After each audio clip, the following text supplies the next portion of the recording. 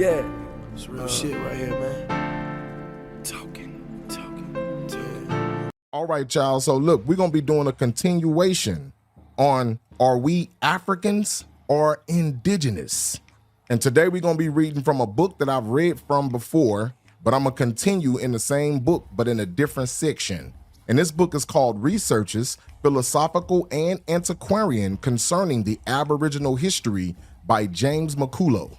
Though America possesses some dark brown men approaching to the black, yet it has been almost universally believed that there were no Aboriginal blacks or Negroes found on this continent. And that is because that is the narrative that's been painted.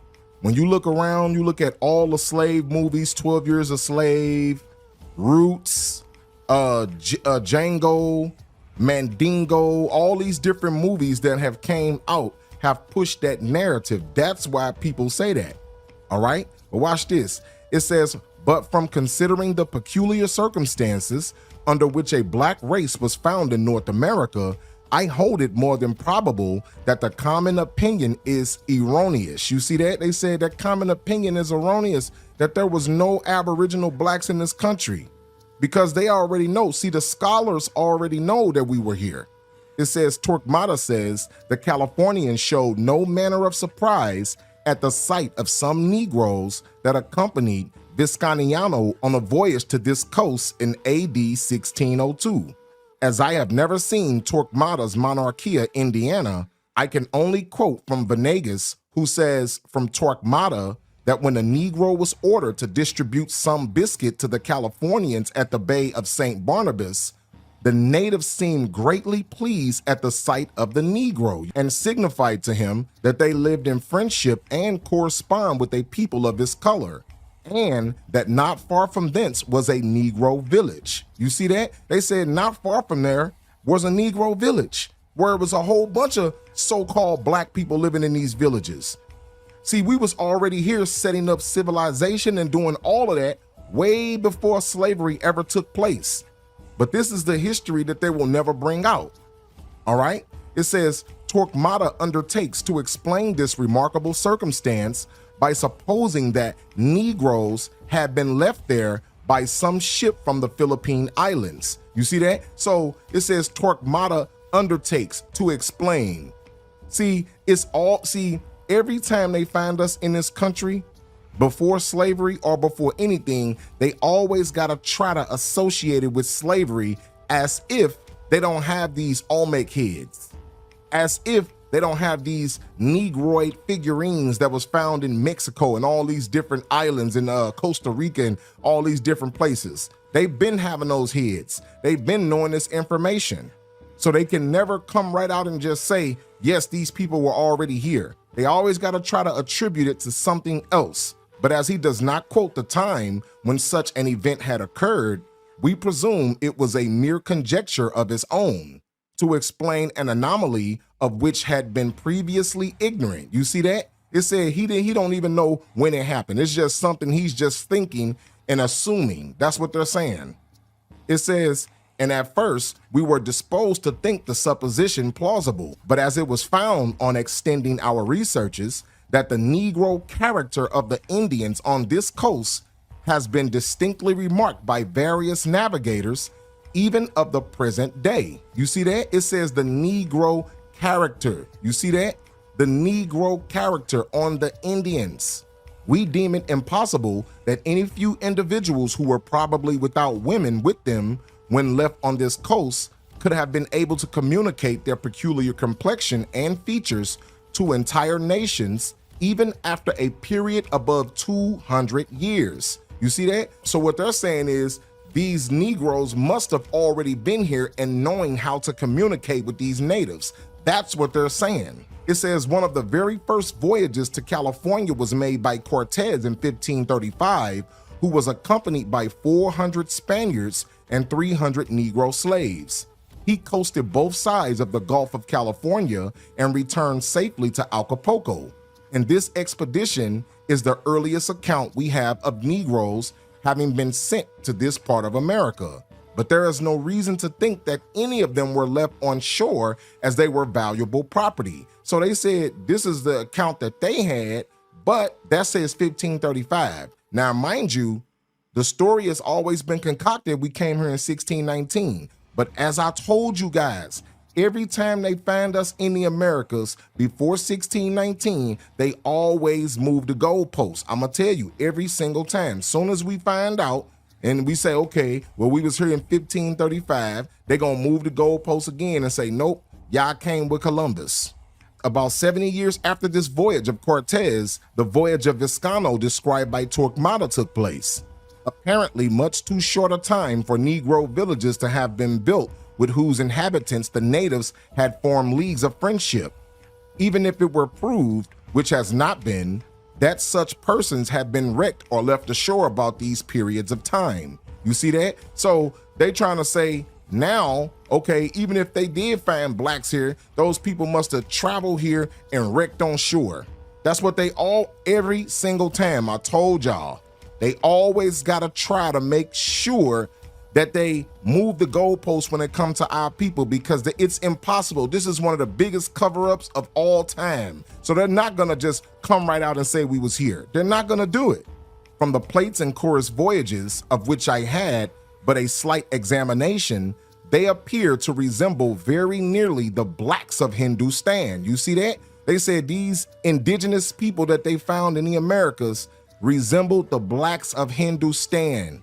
And if you know anything about Hindustan, what is Hindustan? They're referring to India, all right? And that's why when they say Columbus came to the Americas in 1492 and he called the people Indians because he thought he was in India, well, that story is a little fishy too, because during that time, India wasn't even called India. It was called Hindustan in 1492. It wasn't even called India. So how could he call the Indians Indians based on him thinking he was in India when it wasn't even called India in 1492? But it is well known that many of the Hindu race are only distinguished by straightness of hair from the Africans, but they are not less black. You see that? It says the Hindu race, these Indians only distinguished by hair texture because they basically the same color. That's what he's saying. So it says these separate tribes are only distinguished by their hair texture. One has straight hair and one has woolly hair. But that's not, and that was for that time. See, that was before you had the internet and you was able to research, because as we know, there are Africans with straight hair.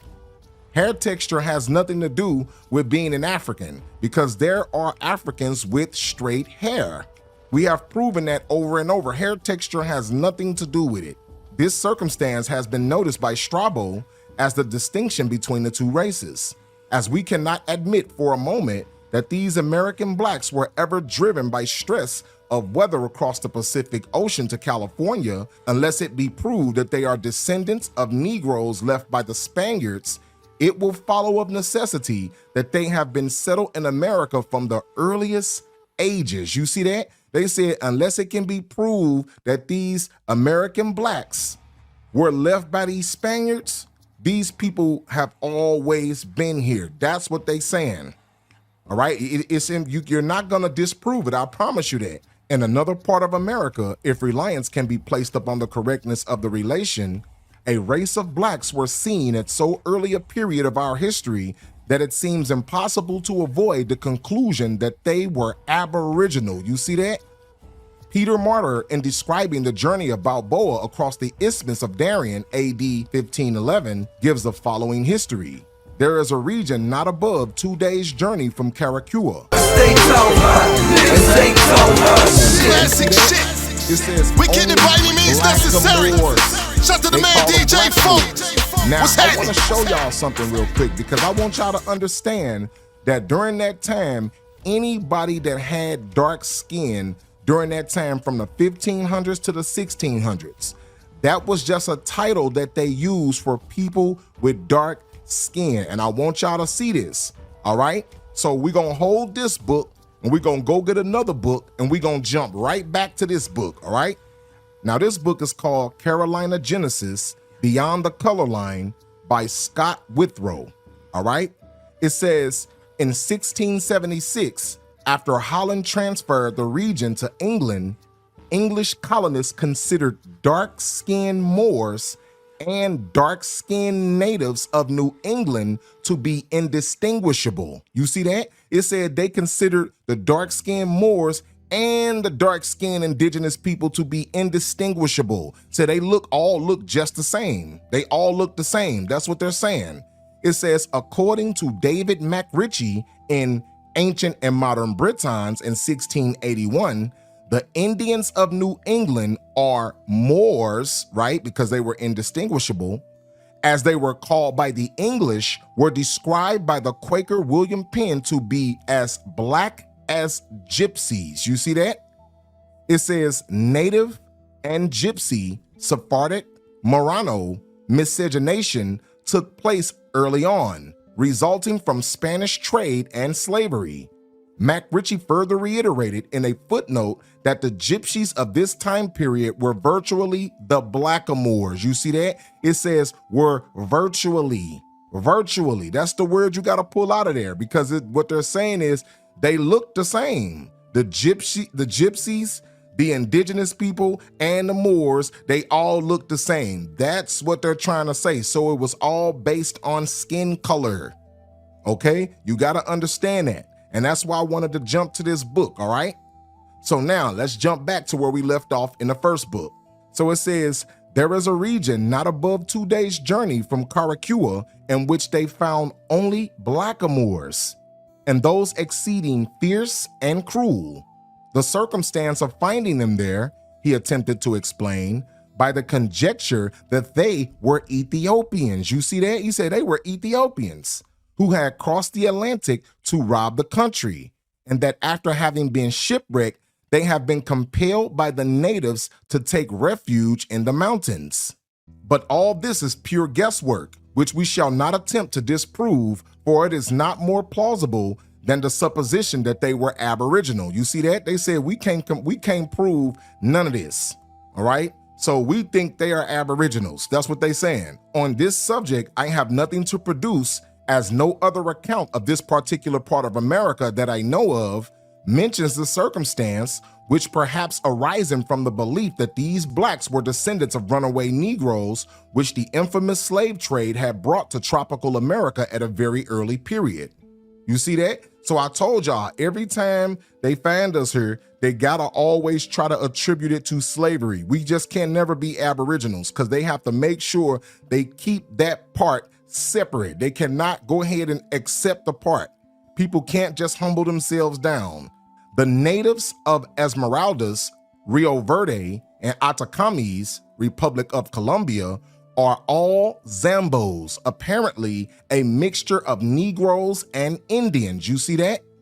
And I brought that out too about the Zambos in one of my other videos, all right? In the Afro-Mexican video, all right? It says, indeed, the oral tradition of their origin is that a ship having Negroes on board arrived on the coast, and that having landed, they murdered a great number of male Indians, kept their widows and daughters, and laid the foundation of the present race. So they're saying, we came, killed off the Indians, and then took the women and made children. That's what they're trying to say. You see, I'm telling you, that's why when you reading these books, you got to learn how to read between the lines, man, because they're going to try to, anytime they find us here, their job, their main goal, their main job is to try to debunk our existence in America before slavery. They have to try. That's their main job. That's their main job. Anytime any of these historians are writing or anybody hears about this information, their entire goal is to try to pick out, well, they must have came during slavery. They must have got brought during slavery. Wait a minute, when did slavery start? It started in 1619. So wait a minute, they came here in 535. Oh, wait a minute. So maybe Balboa must have brought them. Maybe this person must have brought them. Maybe it's always got to be something else. It can never be, oh, well, those are just indigenous people. Even when y'all saw the video of the 1950s video, they had to attribute that and call them Africans, the one with Steven Jensen when they was in South America. Even though those people was already there, They always try to, oh, these are Africans. They're very proud of their African culture. But then you turn around and call them Indians and natives. Then you turn around and call them Africans again. Which one is it, man? If this were the case, and it is not very improbable, the whole of the surrounding country being peopled with Indians, it produces a striking instance of the facility with which an apparently different tribe of human beings is produced. For the present Esmeraldinos are very different in their features, hair, color, and shape to the Chino or offspring of a Negro or Indian. These are commonly short and lusty, of a very deep copper color, thick hair, neither lank nor curled, small eyes, sharpest nose, and well-shaped mouth, whereas the Esmeraldinos are tall and rather slender, of a lightish black color, different from that called copper color. See that? Different from that called copper color. See, there you go again. And that's another thing, copper color. That lets you know that they compare the copper color people to the so-called American blacks. They compare it to us. That term copper color is a term describing American black. So when you go to the 1828 Webster's Dictionary, you know what it's talking about. Have soft curly hair, large eyes, nose rather flat, and thick lips, possessing more of the Negro than of the Indian. The language of the Esmeraldinos is also entirely different from the Quichua, which is the general language of the Indians. It is rather nasal and appears very scanty of words. It is very singular that so intelligent a writer as Stevenson could listen to the story the black natives of Atacames, etc., could have descended from a shipload of Negroes who had in some immemorial time arrived on this coast. We've always been here, y'all, and we're gonna continue to prove it as the days and weeks and months go on. So stay tuned for the next part. Homie, that's what I'm talking about.